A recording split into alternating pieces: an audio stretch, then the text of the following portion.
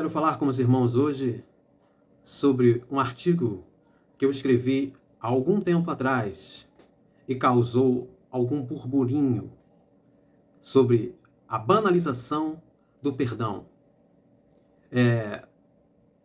O ato de perdoar e ser perdoado, ele não pode seguir um modelo ou um padrão fútil. Esse sentimento, irmãos, ele não pode, de forma nenhuma, ser tratado como algo sem sentido e sem o aprofundamento que se faz necessário para reparar a ofensa e o pecado praticado contra o nosso próximo, que muitas das vezes leva à amargura e à tristeza. Liberar o perdão, essa é mais uma frase vazia, como tem acontecido muito no nosso evangelho atual, nesses modismos gospel, que não encontra respaldo na Bíblia.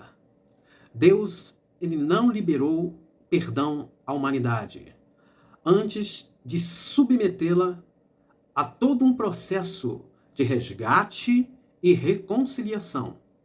Se fosse tão simples assim, teria Deus aplicado um castigo e redimido Adão e Eva logo após o seu ato de desobediência lá no Jardim do Éden.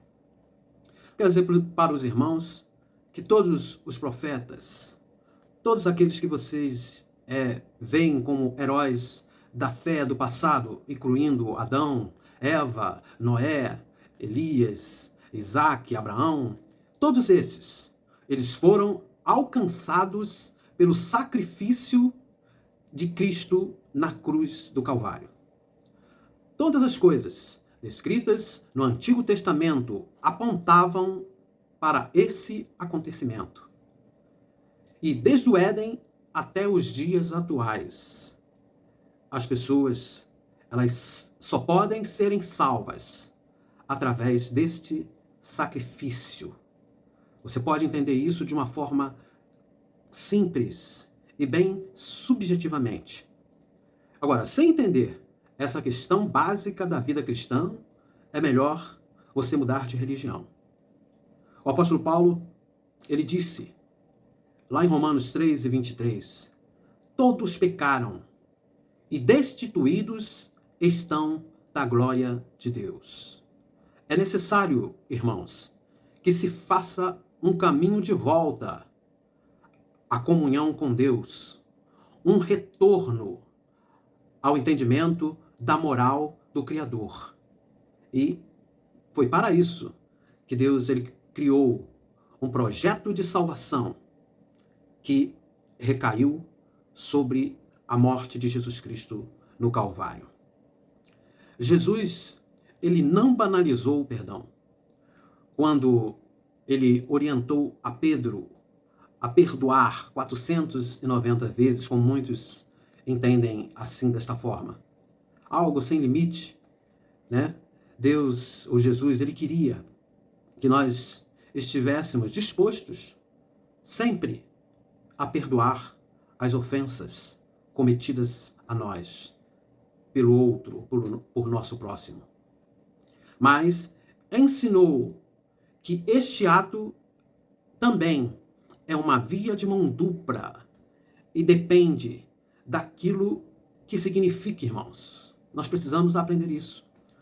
O arrependimento e a compaixão. No coração das pessoas que estão envolvidas nesse processo, todo cristão ele deve estar pronto para perdoar, mas deve ser de uma forma sincera, com a motivação certa diante de Deus e também dos homens. Precisa ter avaliação do próprio sentimento e a motivação necessária para que ele possa realizar ou se entregar a esse ato ou a esse sentimento. se você foi ofendido ou agredido por alguém e você não reflete nos acontecimentos, fica uma coisa sem sentido.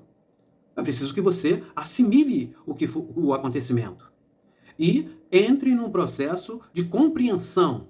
Para isso, é necessário que você tenha maturidade espiritual diante de Deus para poder processar todos aqueles acontecimentos e de uma forma superior, entendendo que o mais importante é o amor de Deus e o amor que você precisa ter pelo seu próximo para que você possa ter uma motivação exata, uma motivação correta para praticar o perdão.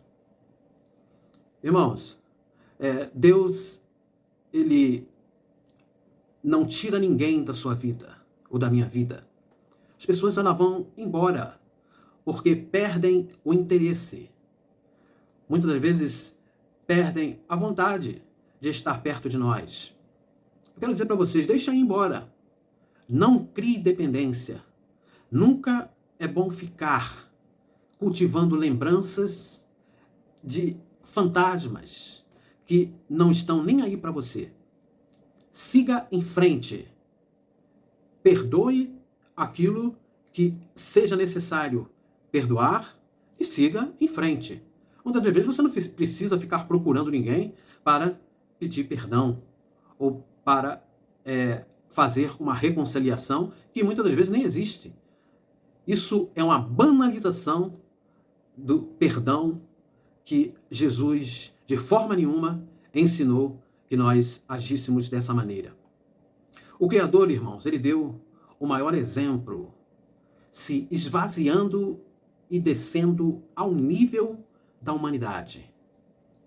É muito fácil, ou seria muito fácil, ficar lá dos céus, apontando e dando ordens, mandamentos, morais.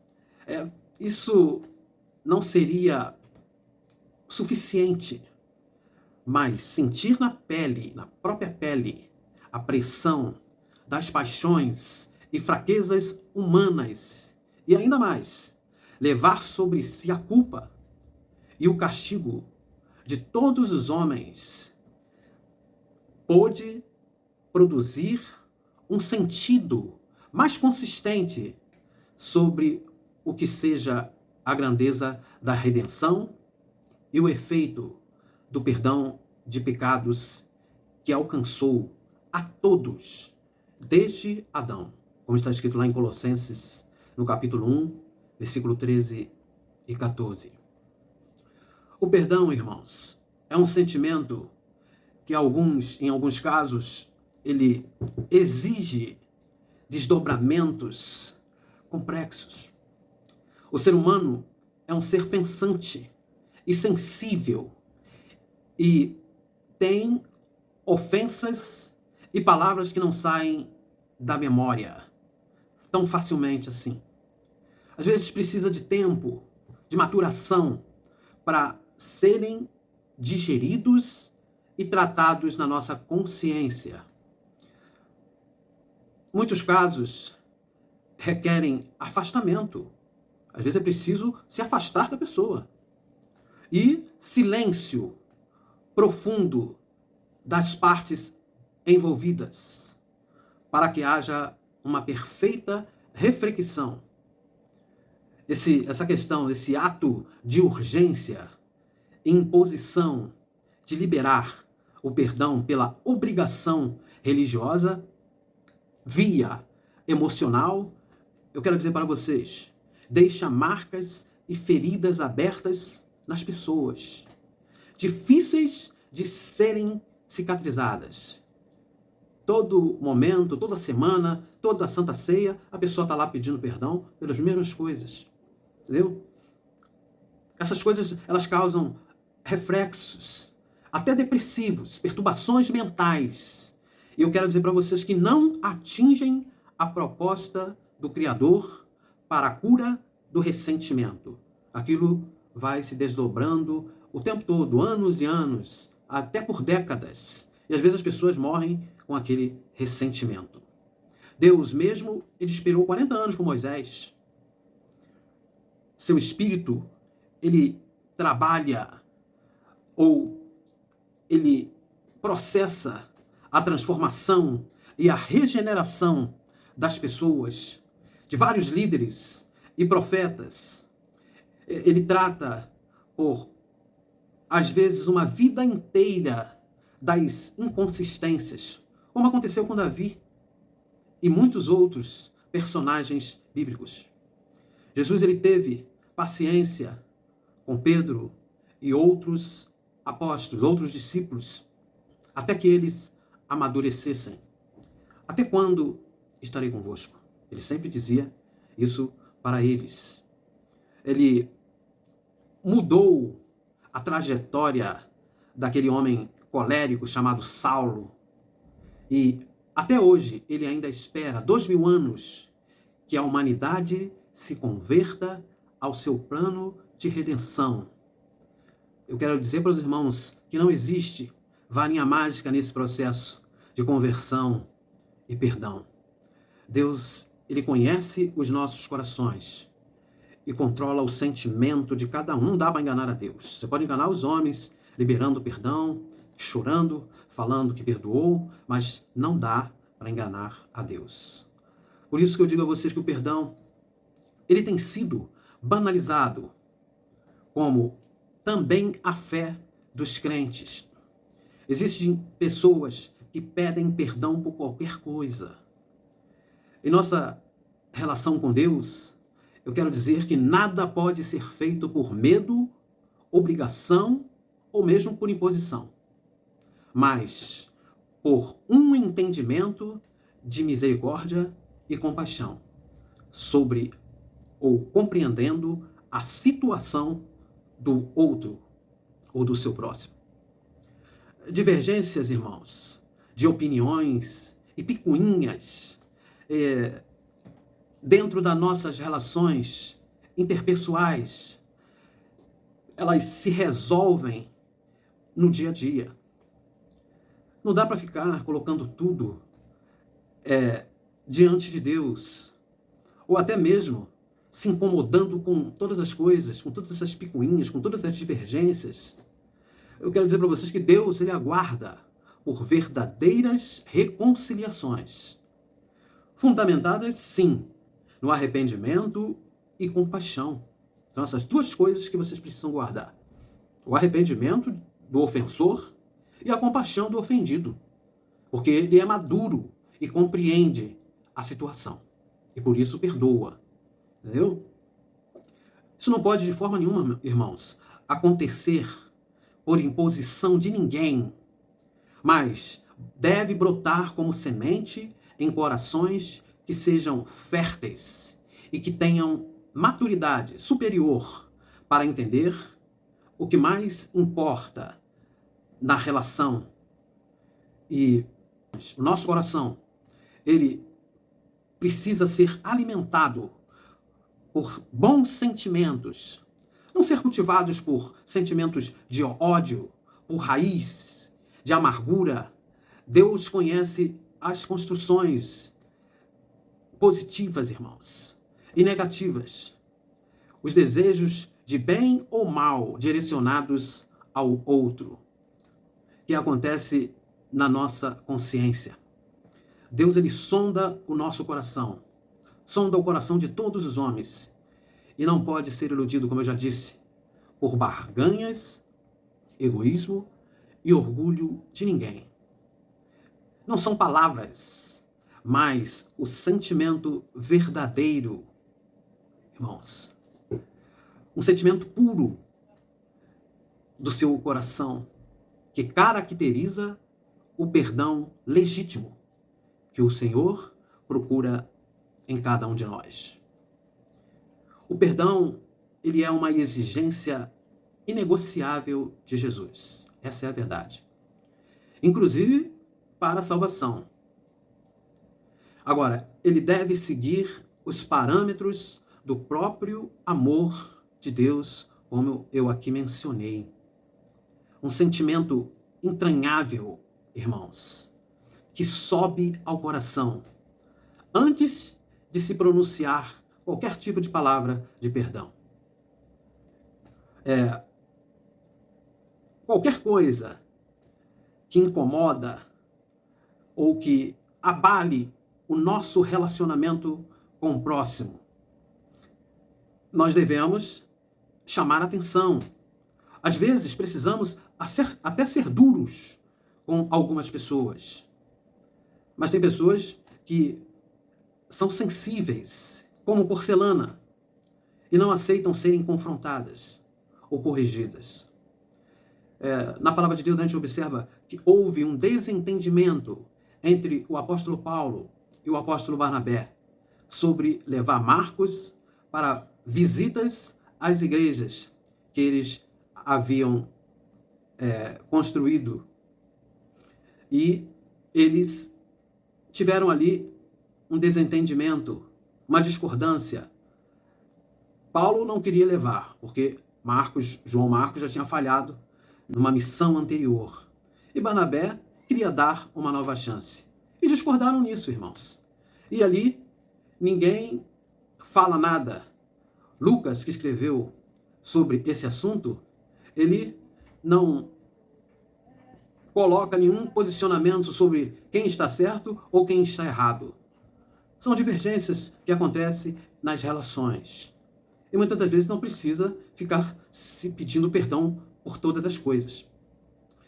Mais à frente, o apóstolo Paulo, ele repreende ao apóstolo Pedro, que era muito mais antigo.